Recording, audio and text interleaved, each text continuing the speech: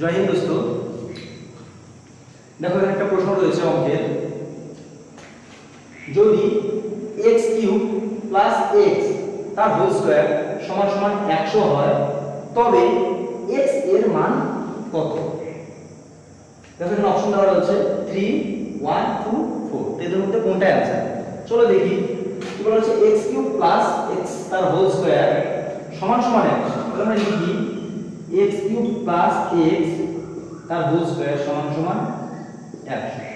আচ্ছা, আমরা এই জিনিসটাকে বলতে পারি x³ + x তার হোল স্কয়ার সমান সমান এদিকে 10 এর স্কয়ার। তাহলে আমরা স্কয়ার স্কয়ার কেটে দিচ্ছি। তাহলে x³ + x সমান সমান 10।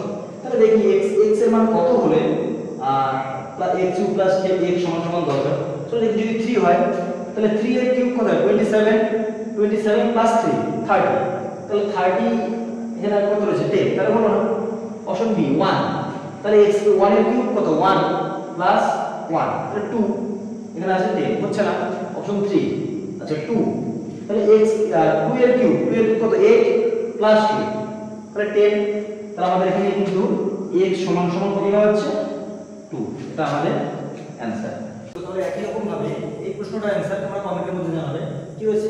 x² + x তার হোল স্কয়ার সমান সমান 144 যদি হয় তবে x এর মান কত? Option A 2, 3, 4, 5। সবাই কমেন্টের মধ্যে জানাবে।